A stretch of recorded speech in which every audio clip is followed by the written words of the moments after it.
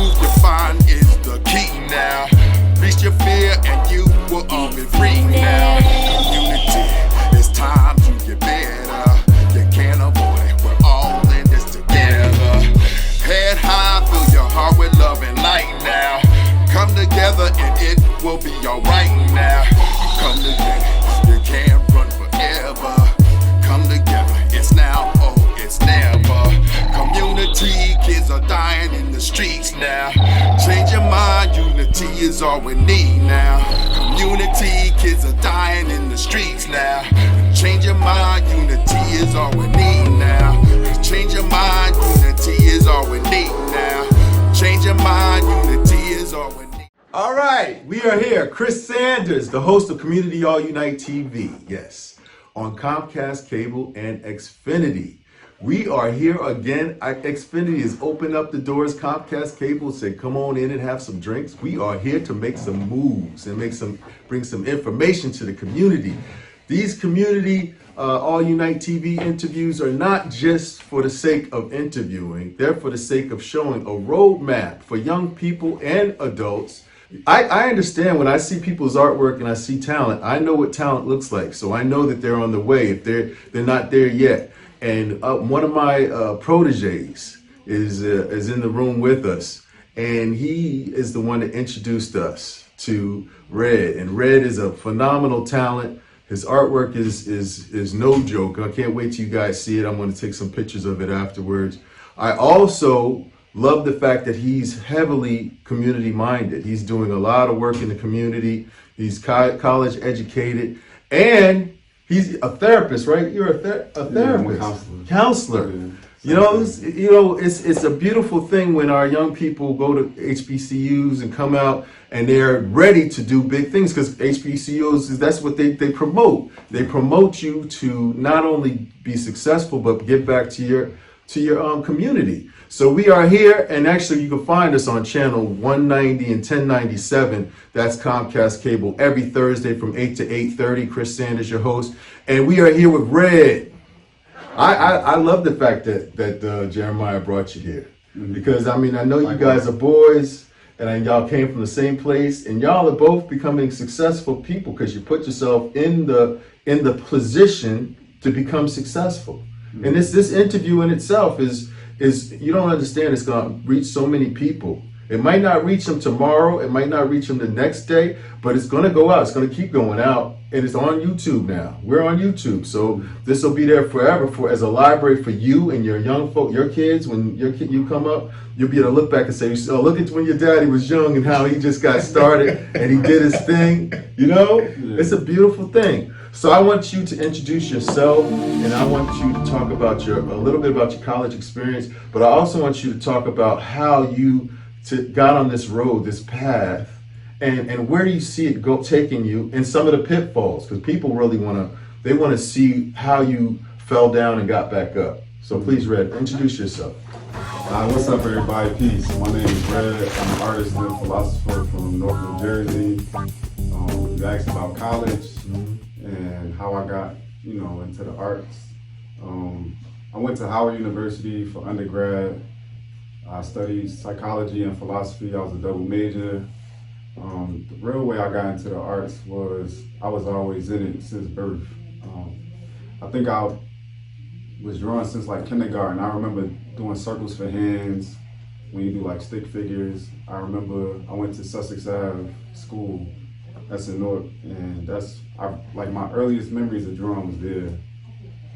After that, growing up, I would always draw like here and there. Like I would draw in the house. I would find people pictures on MySpace, Facebook, and I would just get like a ballpoint pen and just draw in my sketchbook or something like that, and I would share it. If you have access to my old Facebook, I still got drawings up there from probably like 10 and 15 years ago. Then when I graduated from college and I came back to Newark, I was like, what am I gonna do to really provide for myself? I got bills. How am I gonna live the lifestyle that I wanna live? And I would say that's when it really clicked for me. Like, it's one thing to have a natural ability, like inclination to do something. It's another thing to take it seriously and then add practice on top. I think it's somebody like LeBron James. He's born with the height, that's something God gave him, and maybe the athleticism is something God gave him, but I think it's different when you deliberately choose to do something like on a daily basis. So that's what really changed for me. I could always draw, I could always see, color variations in the image. I could always identify patterns and stuff like that. The technical side of drawing, or what you would need to replicate an image. But then when I took it seriously and I was like, nah, this is a discipline. I'm gonna do this every day. I'm gonna draw, I'm gonna paint as much as possible. That means 2-3 times a day. I watched the Kobe interview. He said the way that he surpassed all his competition was he woke up a little bit earlier. He would practice 4 times a day instead of 3. 4 times a day over time, over a year span, you just practice way more than somebody practicing 3 times a day or 2 times a day. So I just took it serious, and I grew up playing sports, so I know what it's like to train. I know what it's like to practice, and I just took all my sports knowledge and then I applied it to developing my skills artistically. I don't remember the other question you asked me, but do you have like a role model, like artists that you really love, that you emulate? Artistically, I wouldn't say a role model. I got artists whose work I admire. Like most of the people on my Instagram feed, I admire their work. I don't want to miss nobody's name if I name drop, but it's a lot of people from Kehinde Wiley, who's popular, Bisa Butler, Tyler Ballin. It's a lot. It's so many names. Monica, I don't know her last name, but I think she's from Baltimore. And then you got those are living artists. You got deceased artists. MC Usher was a big influence growing up because he did optical illusions, and that's what I really was into. Between optical illusions, and I was a little girl crazy in high school, so I would just draw women or optical illusions, try to put them together some way, somehow. But really, nowadays, you don't have to be an artist for me to learn from you, I wouldn't say I have a role model, somebody I want to be because I kind of admire myself, but I reconnected with my father. That's been monumental in my life for anybody that grow up, disconnected from your father or whatever. I feel like me reconnecting with him is reconnecting with myself. I probably chop it up with him the most, more than anybody else. And he give me game, but he's an artist, but in his own way. He don't draw or paint or nothing like that, but he a good person to bounce ideas off. Other than that, I admire people for their business acumen, which is aside from art, because it's one thing to paint a pretty picture. It's another thing to have all your numbers make sense so you can do it sustainably. You're not a starving artist. I think at one point I did kind of admire that starving artist thing, couch hopping, couch surfing, you don't really got nowhere to stay, your life unstable, whatever the case is. I know you mentioned pitfalls. I wouldn't consider that a pitfall. That's more part of artist development. I think figuring out how to do this thing on your own, being an entrepreneur, being a full adult, transitioning from living in a house with your parents to living on your own. Sometimes that starving artist is just a stage that you gotta go through. So that way, once you finally achieve some type of success, you can always remember that time, and you could use it as fuel to push you. But I would say philosophically, people I admire, the first lady, I think she's a little racist. I don't admire her for that. I'm just throwing it out there because I'm not encouraging people to admire her too. But prior to me knowing she was racist, I was introduced to Ayn Rand. She wrote books like Atlas Shrugged, Fountainhead, stuff like that. She wrote books about architects and building and stuff like that. And I actually admire her work because she talked about rugged individualism, which is a very Western, European idea, a white group's idea of how to survive. It's kind of it's just me, it's very self-centered, as opposed to African schools of thought, so communalism, we all in this together kind of thing. But I admire her because between her and Kanye West, just listening to his interviews about he was saying I am God, and then somebody would challenge him. He was well, would you rather I say I'm a nigga? Like when I say I'm God, it offends you. If I say I'm a nigga, if I degrade myself, you don't say nothing at all, it's okay. So just their mindsets of like ambition, persevering, pushing through adversity, all of that I kind of got from that. Even though, you know, I'm all for the community, I think at the same time, it's something inspiring about feeling like I'm the master of my own fate. And that's what I got from both of them on the philosophical side. So now when you came out of college and you said you were starting to focus on art, but you also got your degree to be a clinical, was a clinical therapist or? Yeah. So how did you do both things at the same time and find balance? I mean, that's like the story of my life. Like I know how to juggle, like literally I know how to juggle, but that's all it is. It's no different from if you in school, like I know some people are like anti-school or whatever, but like school taught me a lot. I personally got a lot out of it. Not saying everybody gets the same thing, because some people go to school and don't get nothing out of it. But one thing is like time management or how to balance multiple things. I wouldn't say I love school. I love learning. I love when I find something out that makes my life easier. So I love feeling empowered over my environment. Like certain things you learn in school, you walk different because you know stuff. Right. As opposed to somebody who lacks knowledge, they might see the world in a different way. You know, what I'm thinking about right now, I'm about to tell you something. It's just a little shocking. As I watch you talk, and I'm sitting here and looking at you, I think of Black Jesus. That's crazy. I'm thinking about Black Jesus, right? I want to draw you, bro. I want to draw you as Black Jesus with the thorns on your head and all that. Yeah, I mean, I'll take it. Yeah, I'll take it as a compliment. Anybody say that to you before? All the time, but I mean, I don't feel like I look any more like Black Jesus than any black man with locks. It's a million black men with locks. If there was an image of black, you know, because I know you know that there was I think it was King James that gave a commission for an artist to draw. I think it was a sun. I forgot what the name of the sun was. I know you're talking about. But yeah, because of course he looked at the sun as somebody that was beautiful, and he wanted to, you know, have him as the symbol of Jesus. And when I look at you, if I wanted to draw anybody that I'd say that I'd want to have on my wall, it would be you. And it probably you could do the whole thing. You could probably do the with the loincloth shirt off, and just like that. You probably got the that's for the ladies. You probably got the 6-pack and everything. So yeah, that's a little sidebar, right? No, he's gonna be my hopefully my subject to do a Black Jesus. So I'm gonna put, when that comes out, Chris Sanders' Black Jesus. This is the young man that's gonna be there. Isn't that nice? That's gonna be nice. All right, back to what we were talking about. So you were balancing doing artwork, you know, on the off hours or when you weren't studying, and doing, you know, going to school for was it some psychology or was it for social work? I got my master's in counseling from NYU for mental health and wellness. Okay. And so did you get all A's or did you struggle with something? I graduated 4.0. Goodness gracious, you know what I'm saying? They care about, like, once you get past undergrad, I don't know if GPA really matters unless you decide to go back to school.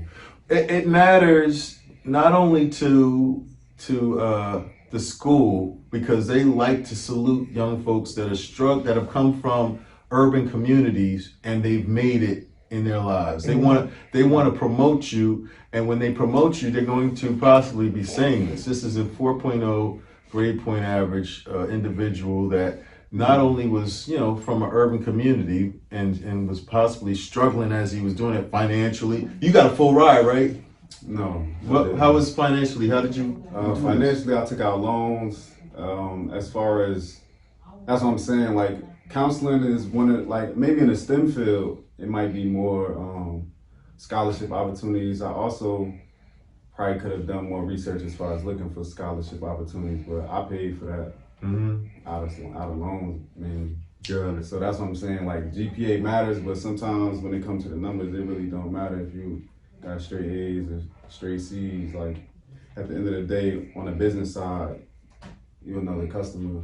When you got your master's, so you were going to get your doctorate? Recently I did get accepted into a neuropsychology PhD program at Howard University. Oh, okay. And I know they looked at your grades. Yeah, definitely. But I think for their decision, they look more at undergrad than graduate. Because I think along the way in the PhD program, you get they give you another master's too.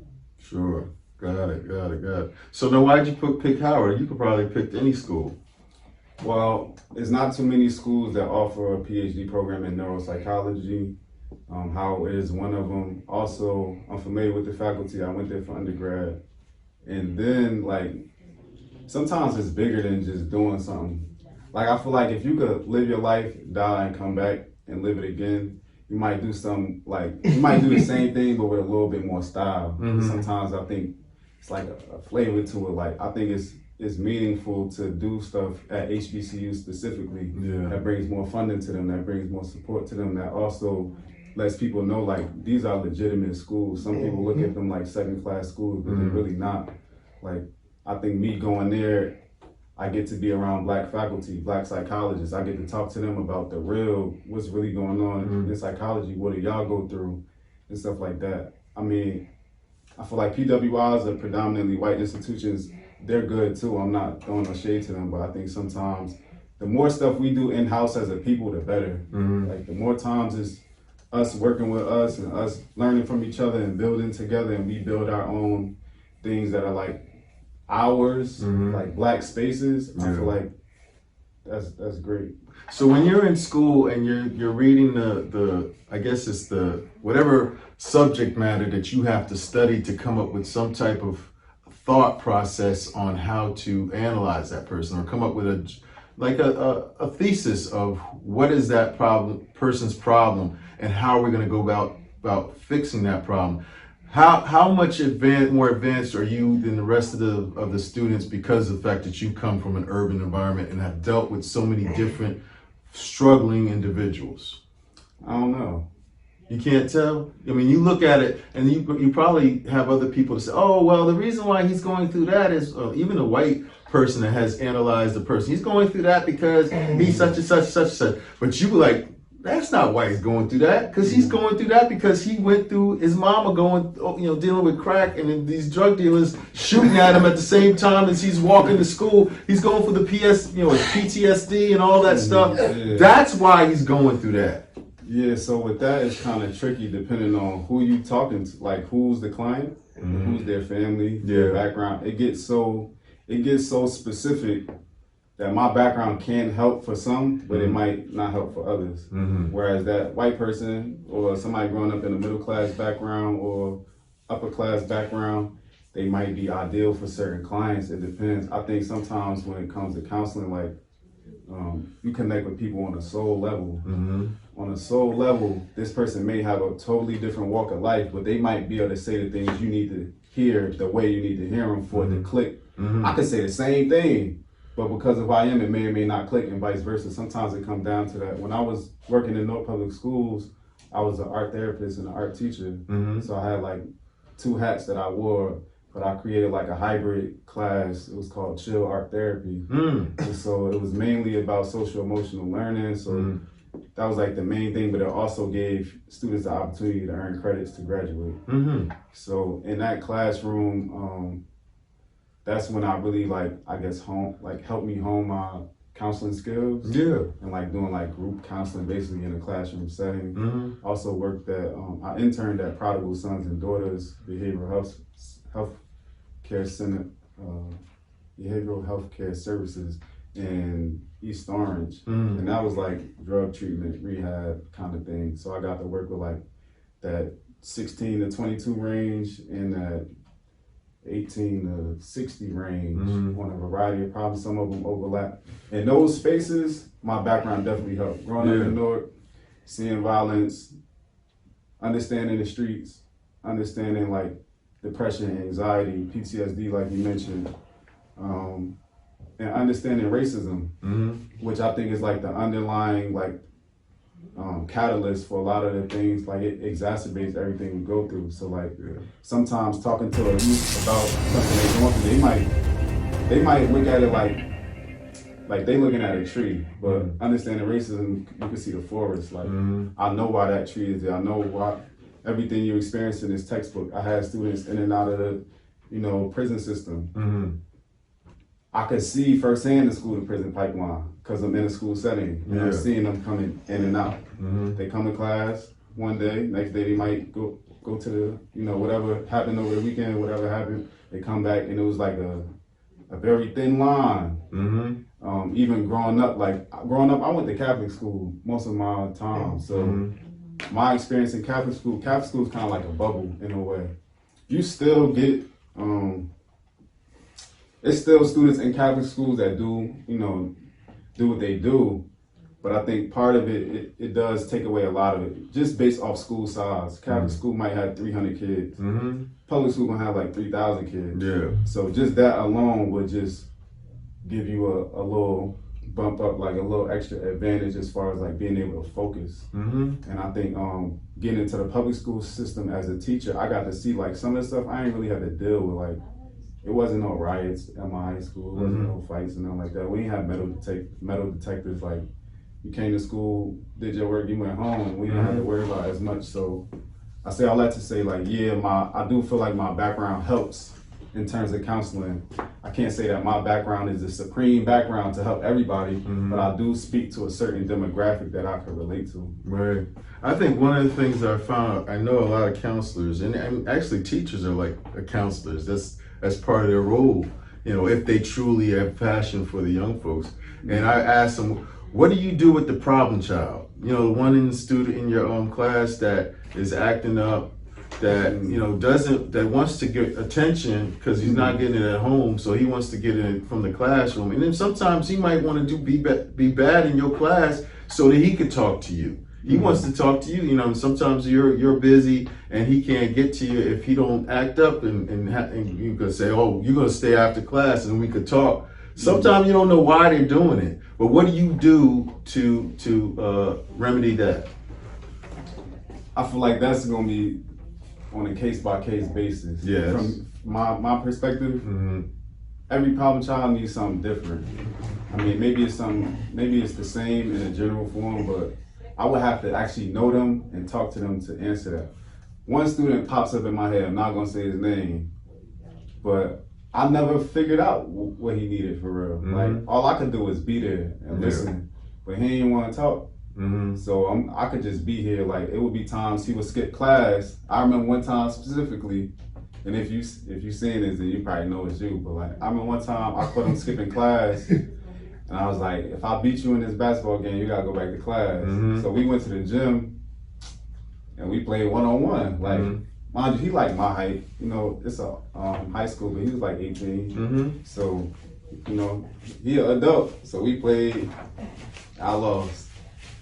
But even though I lost, I feel like he probably did go to class. I didn't follow him, but I'm like, you probably tired. You want to sit down now. You probably gonna go to class anyway, even though, you beat me. So I think it depends. It's on a day-to-day basis. One thing they might need one day, they might not need the other. Like sometimes it's tricky with teaching and like in a school like setting. Sometimes it's tricky because you're a mandated reporter. You might have your own kids. It's certain stuff they can't tell you. It's certain stuff you probably don't really want them to tell you because you're a mandated reporter. So it's only so much room that you have, and they aware of that. So they know, like, I got robbed yesterday. Am I gonna tell my teacher? What can my teacher really do for me? So I think the disconnect sometimes is, especially in Newark, like growing up that teenage years, sometimes people really living in a war zone. And I think teachers sometimes disconnect from, like, imagine you signed up for the military and you went to this place and your loved ones are dying. So now you carrying whatever you need to carry out of fear and out of prevention. That's your life insurance. So I think sometimes the experience that the students go through is so different from the experience of the staff and the adults around them. Sometimes you can't really speak to what they're going through. It's good when you can find like old heads that been in the streets, that seen the ups and the downs, that can see the youth like, yo, and talk to them and they relate to them. Like we had a couple staff members that could relate to the students on that level. I can relate to a certain extent. Mm-hmm. I didn't go to jail, so Right. I can't tell you about jail. Mm-hmm. But I can tell you about things I've been through and you know my experiences. So I think it depends. I think it's tough, but for the problem child, they might need something different, and they might need a specific person to say it to them. Even if you said it a million times, it might have to come from this one person. Sure. Now it was something that Jeremiah was saying that he was going to ask you as far as your artwork, and I'm going to ask it for him. He's in the room, but I want to make sure that we stay within our time. The Brianna piece that you did and the George Floyd piece. What do you feel when you're doing those pieces? Do you feel the emotion of the act that you're dealing with, or is it just replicating an image? Forgot one thing. Oh, no, that's okay. So for me, I didn't actually draw Breonna Taylor's face, and I didn't draw George Floyd's face either. I feel frustrated, or I felt frustrated in those times. I felt like, what are we gonna do? I was like very inquisitive, like trying to figure out like what can I do to help my people, because it was getting real egregious what they was doing to us, just killing us for no reason. Mm-hmm. I mean, they always been killing us for no reason. We came to this country enslaved. Some of us was already here, and then they convinced us to, they enslaved us, or they had power, whatever the case is. So it's just a lot of frustration. It's like James Baldwin. I think James Baldwin said like to be black and conscious in America is to be in a constant state of rage. So that's what I felt like, anger, like frustration. I can't really say disappointment, because what else could you really expect in America? Like We had a great conversation, and I think that what you were just saying is justice needs to be has to be had. It has to be promoted. Every time there's something wrong, there has to be a balance, and there has to be something that will bring back some equilibrium. Because of course we're just so tilted, so lopsided that it's becoming a wave of injustice, and until we are able to kind of calm down the waters, it's going to be some bad times ahead. And I'm so happy about the HBCU thing, man. I do think that you should go back and go to a HBCU. A lot of people say, oh, you went to HBCU, now you should go to Duke or to Harvard or something, so you can at least see what the other side, is like, because that's where you learn about that network, because there's a network for folks that are really, with deep pockets. And if you're an artist, if you love art primarily, then of course you'll have the network to get folks to buy your art. I mean, not saying that you're not going to be successful, because of course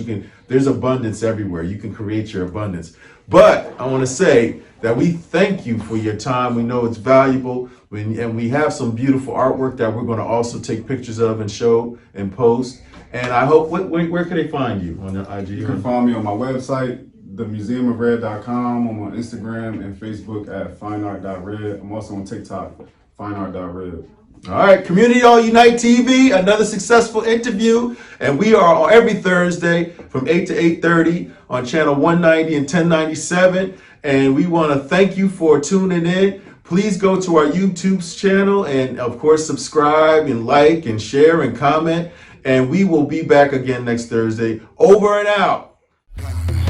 Community It's a fight now. right now. It's a fight now. Community It's a fight now. head high, get ready for a fight now. It's a fight now. Eyes wide, it's now. It's a fight now. It's a fight now. Just remember and fill your heart with love now. In your truth, you find is the key now. Reach your fear and you will all be free now.